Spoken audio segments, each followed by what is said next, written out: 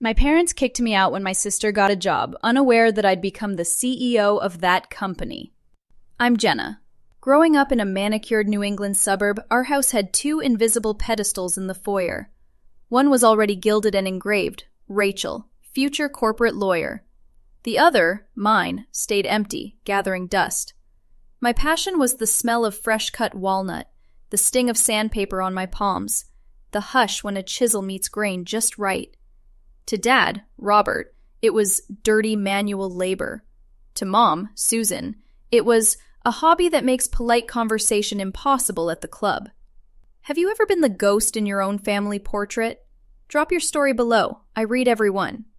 The script was written before I could talk. At 12, I spent an entire summer month in the garage carving a flock of songbirds, each feather etched with a dentist's drill bit, each eye a bead of amber resin. I lined them on the kitchen island like a museum exhibit.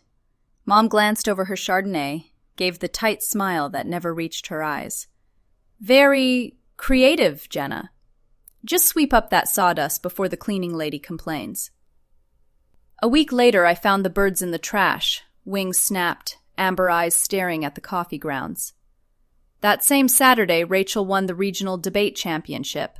Dad cleared an entire rosewood bookcase, drove to the city, and bought a glass-lit display shelf. He handed me the Allen wrench. "Help me assemble this, kiddo. Your sister earned it." The gap widened like a canyon. High school graduation. Rachel, valedictorian, full ride to Yale. Me, shop class MVP, scholarship to a state college nobody at the country club had heard of. College years. Rachel interned at white shoe firms. I restored antique furniture in a basement rented from a retired boat builder. When Rachel passed the bar, the firm handed her a signing bonus that started with a 2 and ended with 5 zeros. My parents threw a garden party that cost more than my annual tuition. Crystal flutes, string quartet, ice sculptures shaped like gavels. Dad's chest puffed so hard I thought his tux buttons would ping off. "That's my girl," he kept saying. "A real career." Around the same time, a downtown chef saw one of my live edge charcuterie boards at a pop-up market. He ordered 20 for his new restaurant. My first professional invoice? $2,400. I floated home waving the check like a flag. Mom squinted. "Cutting boards? Like for vegetables?" Dad didn't look up from the Wall Street Journal. $2,000? Rachel's bonus could buy your entire year of art. When are you going to stop playing with splinters and get a respectable job, Jenna? The words landed like a mallet to the sternum. I didn't understand then, but I see it now. We weren't a family. We were a narcissistic ecosystem. Rachel was the golden child, proof of perfect parenting, a mirror for their social status. Every A, every trophy, every 6-figure milestone was their dopamine hit. I was the scapegoat, repository for every fear that their pedigree might crack.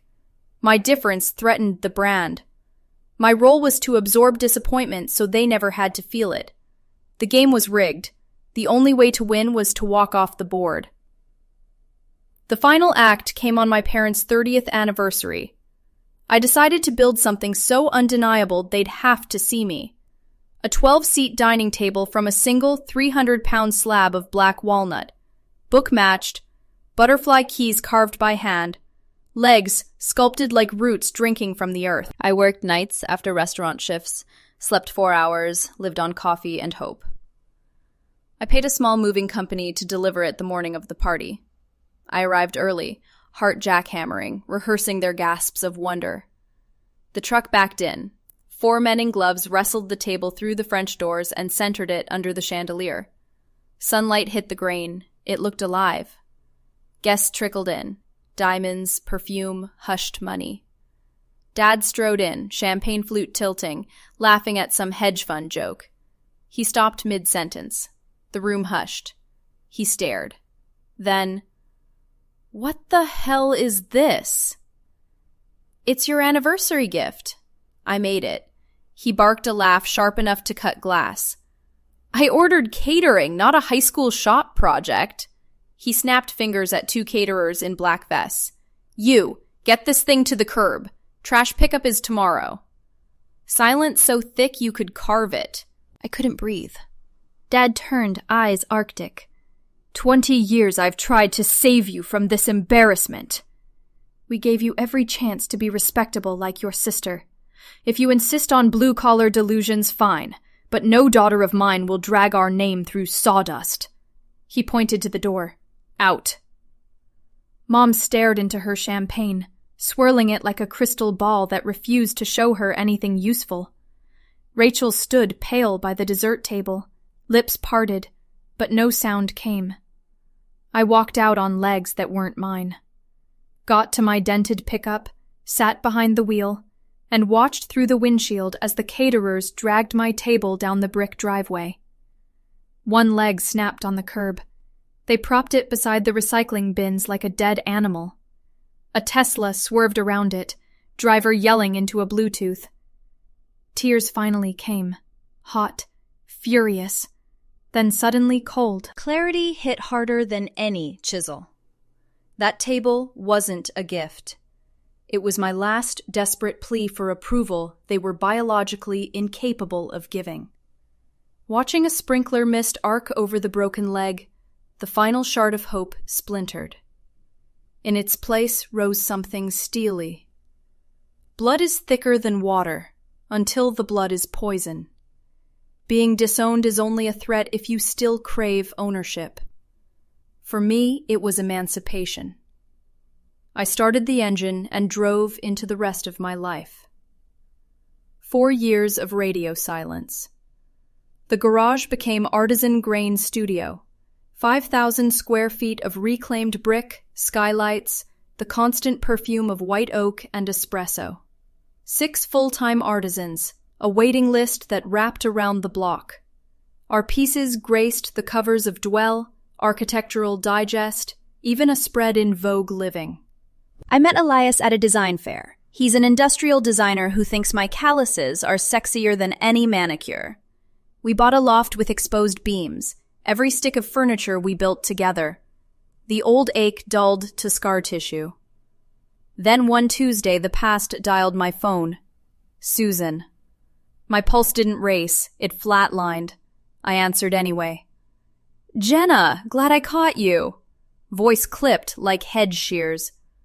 What do you need, Susan? It's Rachel. Massive layoffs, terrible market. She's been looking for weeks. It's becoming an embarrassment at the club. I'm sorry to hear that. Your father and I have a solution. You will give Rachel a job. She'll run operations, contracts, finances, client relations. You're obviously not equipped. You can stay in the shop with the wood. The arrogance was a living thing, slithering through the speaker. After 4 years, after curbside crucifixion of my masterpiece, they wanted me to hand the keys to the empire I'd built with bleeding hands. I have to go. Click. I expected rage.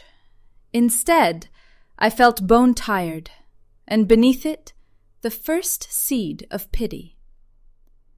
They were hollow people, rattling in a mansion of their own making. A week later, unknown number. I almost let it ring out. Something made me swipe. Hello, Jenna. Rachel's voice, shredded, wet with tears. If this is about the job, the answer is no. Jenna, please. I had no idea they called. I would never. God, I'm so sorry. My armor cracked. What are you talking about? I lost everything. Told Mom and Dad, and they looked at me the way they looked at you that night. I'm not a lawyer anymore. Suddenly I'm not their daughter either. She laughed, a sound like breaking glass. You think you were the only prisoner? Your cage had bars. Mine was gilded. I had to be perfect. 4.0, moot court champion, Ivy League bonus, so they could brag over martinis. I hated law school, hated billable hours, hated the panic attacks in marble bathrooms. But it was the only currency that bought their love. The second I failed, the love evaporated. I was their status symbol. The moment the symbol cracked, I was disposable. Like your table on the curb. Jealousy I'd nursed for decades dissolved like sugar in rain. She wasn't my enemy. She was the other hostage. Rachel, where are you staying? We talked until the workshop lights dimmed on timer. She confessed a secret dream. Landscape architecture.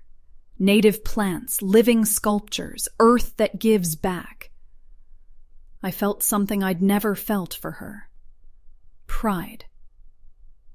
One puzzle piece still jabbed. Rach, after the party, I almost quit woodworking entirely.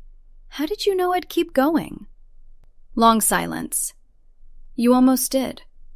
I was terrified you'd let them win. Take that real job Dad screamed about.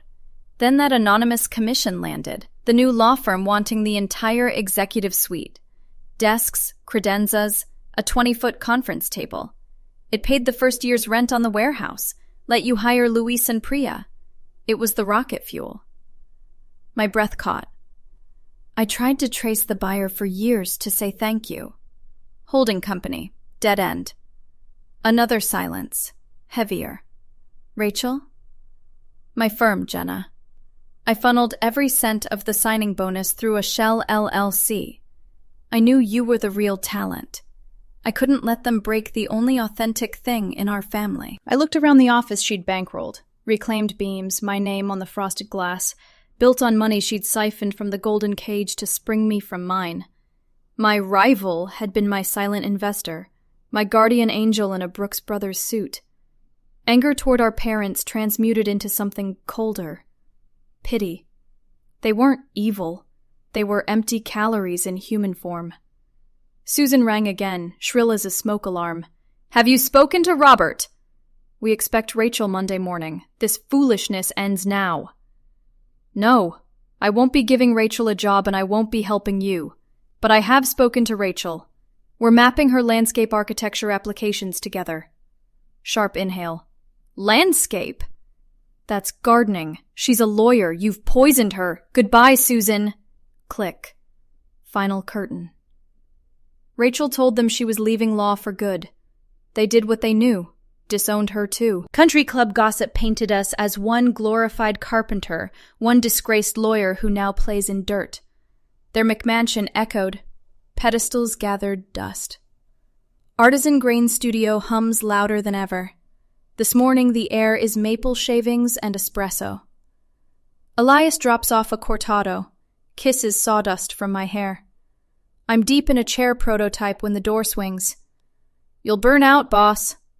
Rachel, messy bun, charcoal on her cheek, eyes bright, unrolls blueprints across a slab of reclaimed white oak I've been saving. Got a minute? Outdoor showroom integrated with a pollinator meadow. Native grasses, zero irrigation after year 1. Sustainable, sculptural, alive. I grab my pencil. We lean over the slab shoulder to shoulder, sisters sketching the future in graphite and grain. It took 30 years, 2 disownings, and 1 secret 6-figure betrayal of the system to learn family isn't the blood you're issued. It's the blueprint you choose to build with the strongest, truest materials. Thank you for listening. If this cracked something open in you, share it. Subscribe for more stories of lives carved on your own terms. Now tell me, who is your chosen family?